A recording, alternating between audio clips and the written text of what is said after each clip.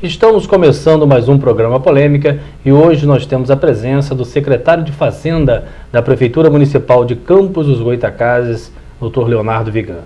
Dr. Leonardo, um prazer em tê-lo aqui e eu tenho certeza que o telespectador ficará muito feliz com suas abordagens. Grato, um prazer, obrigado pelo convite e a oportunidade de estar aqui e a gente poder conversar. Eu acho que o primeiro momento, e eu tenho certeza que é uma curiosidade da população campista, muitos secretários municipais jovens, né?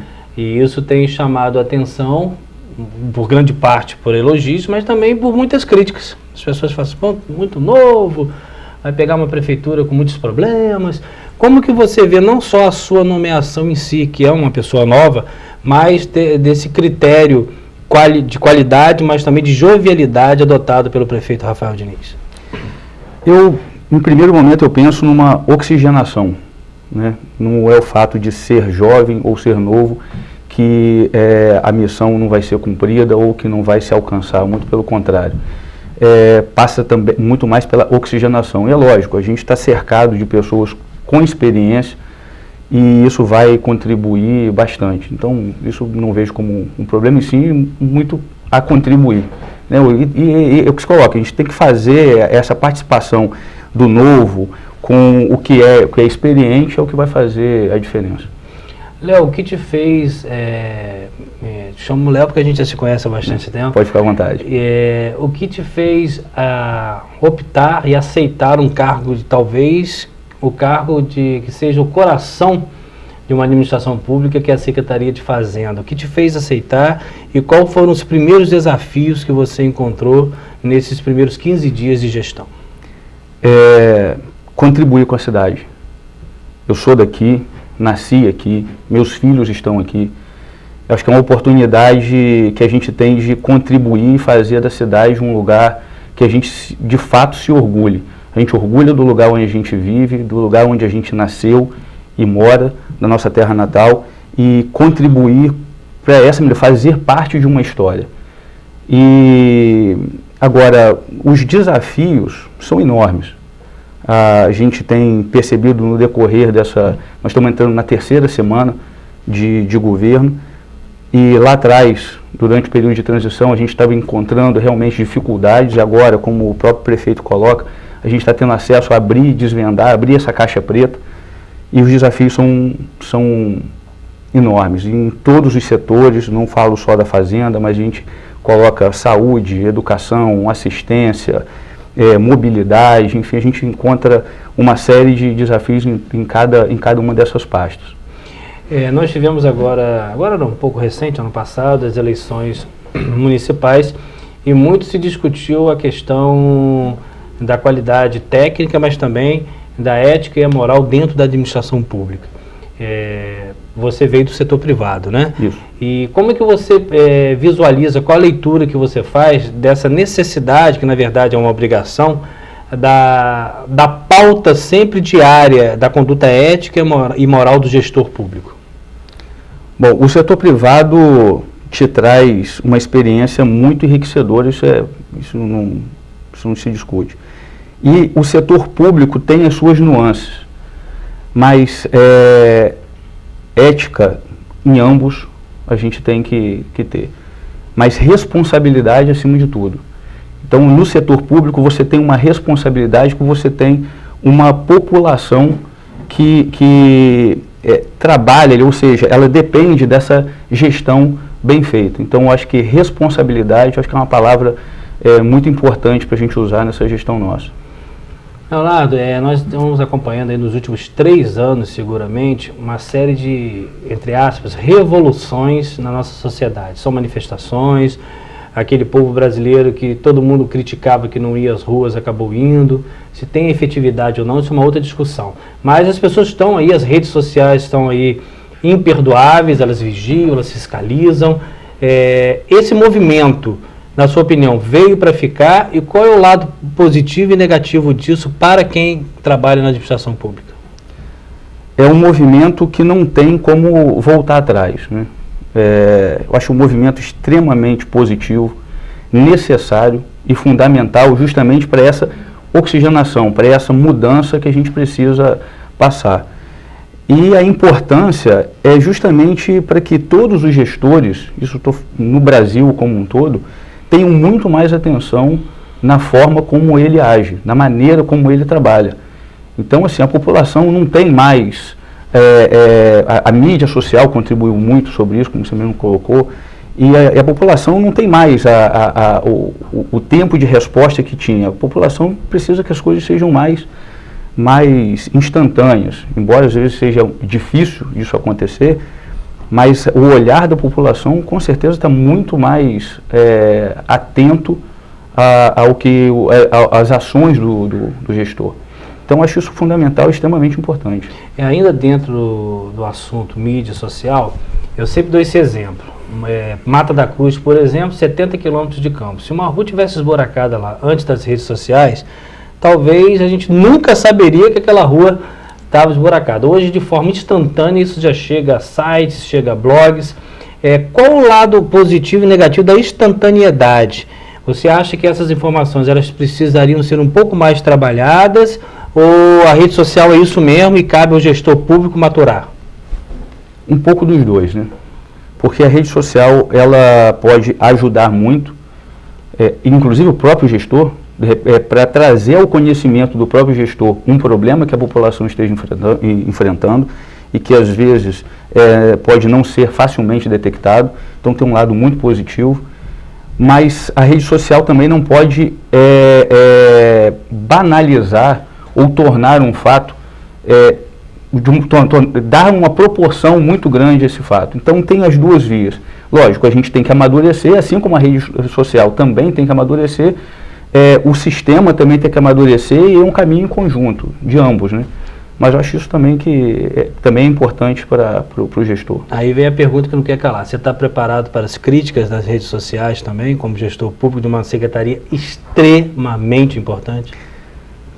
Sim, as críticas elas são importantes de forma construtiva. Acho que a gente tem que estar aberto a isso. A gente tem que estar aberto a ouvir, a entender, refletir sobre essas críticas positivas. Aquelas críticas que não têm o menor fundamento ou críticas que não são construtivas, essas aí não valem nem a perda de energia, mas as críticas positivas elas são muito, muito bem-vindas. A gente tem que estar aberto a ouvir, a discutir, a refletir, né, e sempre acertar o caminho.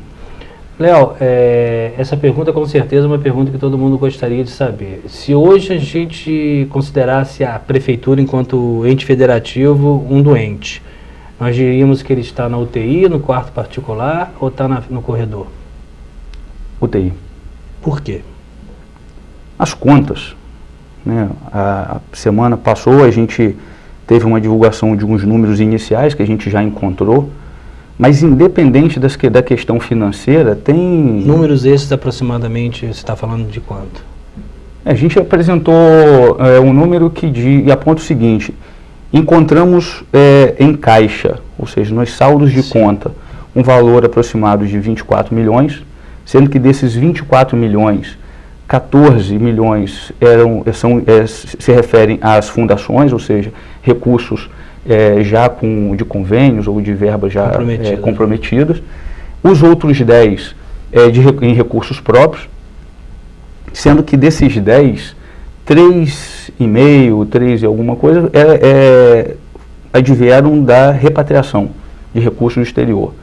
Ou seja, a gente tem esse número de 24 milhões.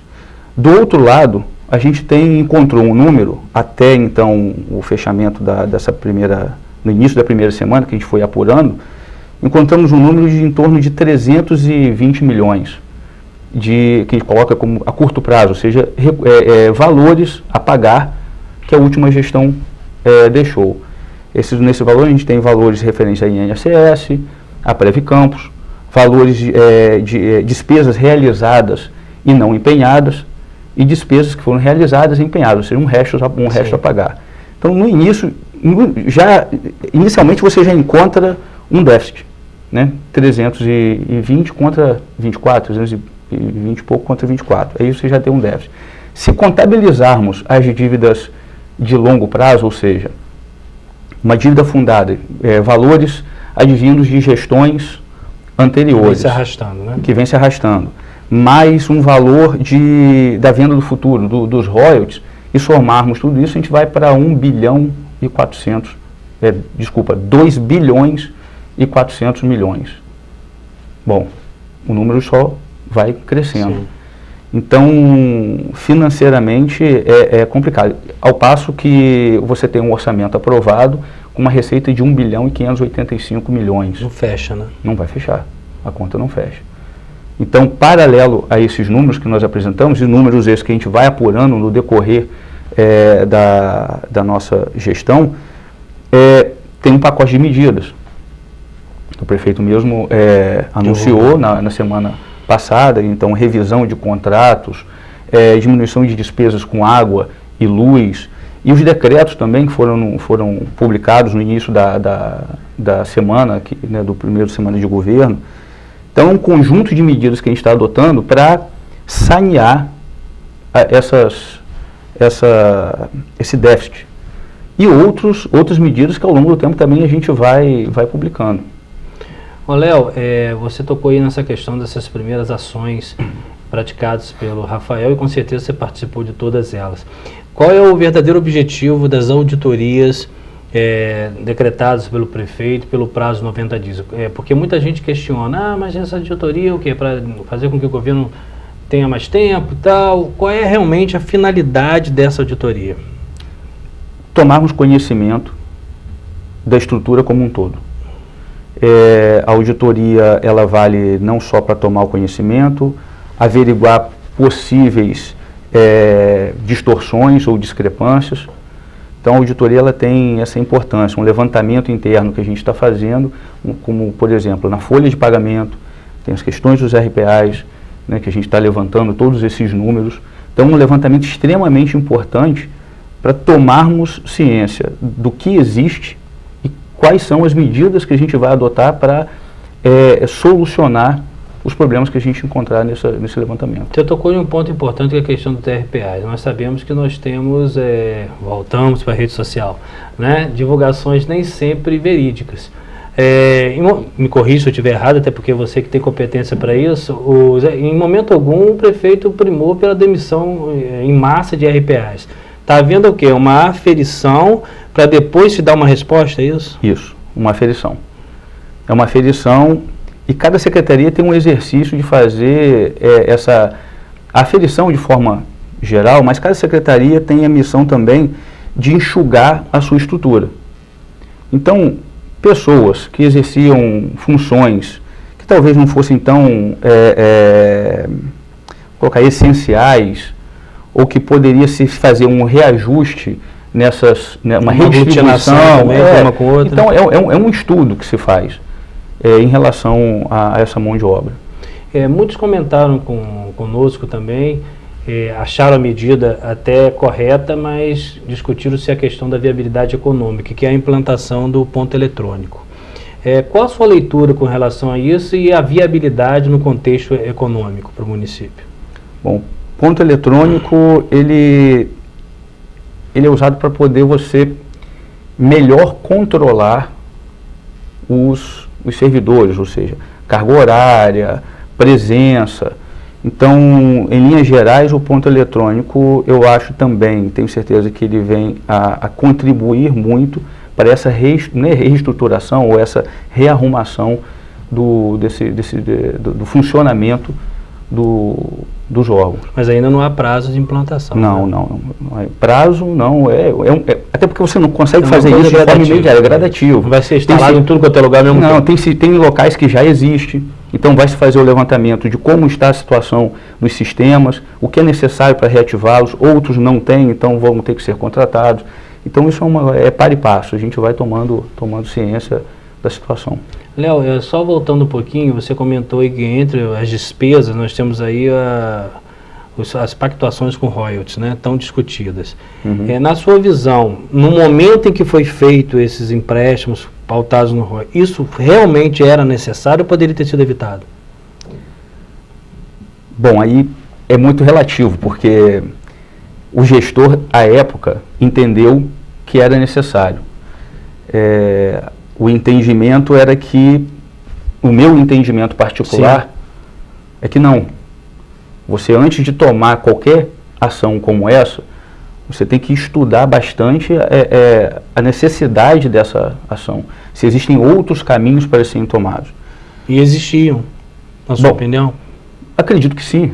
Talvez caminhos que demorassem um pouco mais, mas eu não tenho conhecimento da real necessidade. Agora, que é discutível, é discutível. E é isso que a gente tá em busca. É conhecer o contrato, até porque a participação disso da sociedade não foi, talvez, muito aberta. Então a gente tem que conhecer em que circunstâncias isso foi tomado, quais foram as linhas, o racional desse contrato.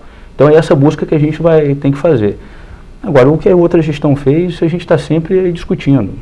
É discutível. É discutível. Léo, professores da rede pública, nós acompanhamos durante vários anos muitos concursos sendo feitos pela prefeitura, dotações orçamentárias que a gente não sabe se realmente existiam ou não, até porque os secretários sempre negavam a necessidade de chamar devido à falta de dotação orçamentária.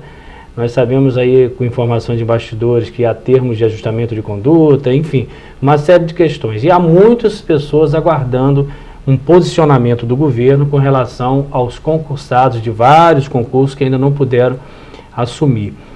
Qual a leitura que você faz deste problema, até porque ele também é gerador de despesas, gerador de caixa. Como é que fica essa situação, na sua opinião? Cláudio, é um tema que demanda realmente um debate e uma discussão mais profunda. A minha leitura, por enquanto, é apenas de uma precaução de como tratar desse assunto, entendeu? Então, cabe uma discussão mais profunda sobre isso. Nós estamos aqui conversando com o secretário de Fazenda, Dr. Leonardo Vigan. Vamos ao intervalo, daqui a pouco a gente volta.